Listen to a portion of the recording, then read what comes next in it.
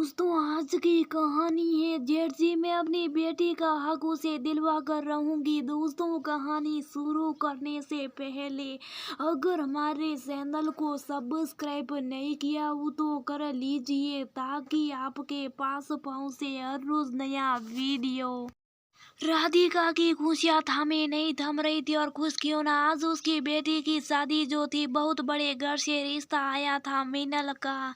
आज राधिका के पास सबके सवालों का जवाब था। गौरव के गुजर जाने के बाद उसके बहुत मुश्किलों से वो अपनी इकलौती बेटी को पाला था। गौरव मीनल को इंजीनियर बनाना चाहते थे, लेकिन अपने सपने के पूरा होने से पहले गौरव उन दोनों को बीच मझधार से छोड़कर चले गए। मीनल की पढ़ाई अधूरी रह गई। अब तक जिन जेठ जेठानी के लिए वो बहुत अच्छे और एक परिवार थे, वो ने भी उसकी तरफ से मुंह मोड़ लिया। राधिका के सामने एक दो जीवन यापन की समस्या थी। दूसरे जेठ ने घर के ज्यादातर हिस्से पर अपना कब्जा जमा लिया कि अब तुझे क्या जरूरत है।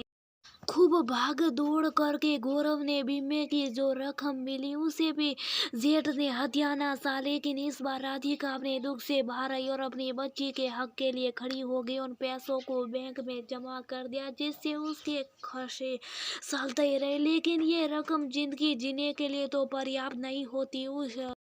उस पर मीनल की फीस भी जमा करनी थी। राधिका ने दृढ़ निश्चय किया अपने लिए ना सही, बेटी के लिए तो जीना। किसी तरह कह सुनकर राधिका को गौरव के ऑफिस में नौकरी मिल गई। कोई पद तो नहीं मिला, लेकिन खर्च चलाने के लिए वेतन ठीक ठाक था। जहाँ उसकी सहायता गौरव के दोस्त तो नीलेश ने की, लेकिन लोगों को तो यहाँ भी सहन नहीं मिलता। राधिका के जेठ बोले, हमारे खानदान की इज्जत को दाग लगाना चाहती हो? जब मैंने कहा था कि बीमे के पैसे मुझे दे दे, मैं तुझे खर्चा देता रहूंगा, क्या जरूरत है लड़की को इतनी पढ़ाने की?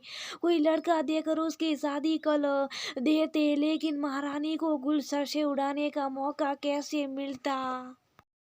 ये सुनकर राधिका को गुस्सा तो बहुत आया, लेकिन वो शांति से बोली, जेठ जी, क्या आप ये चाहते हैं कि मैं इस घर में नौकरानी बन करूं और मेरी बेटी भी बिना पढ़े ऐसे वैसे लड़के से ब्याह दी जाए? जेठ जी, आप भली ना समझो, लेकिन हम हैं तो एक परिवार ही ना। अगर हम ऐसे रहेंगे तो क्या आपको शर्म नहीं आएगी? मैं अपनी बेटी का हक उसे दिलवा कर रहूंगी।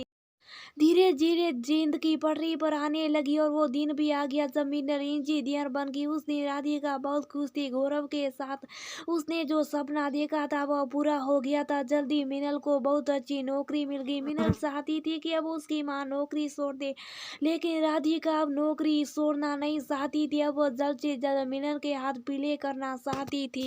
मीनल, अगर तुम्हें कोई लड़का पसंद हो तो बता दो, राधिका ने अपनी बेटी से कहा। 2 दिन बाद राधिका के घर एक लड़का अपने माता पिता के साथ आया। वे लोग मीनल का हाथ मांगने आए थे। राधिका ने मीनल की तरफ देखा तो वो बोली, माँ, मेरे साथ एक लड़का पढ़ता था, हम कॉलेज के समय से दोस्त थे।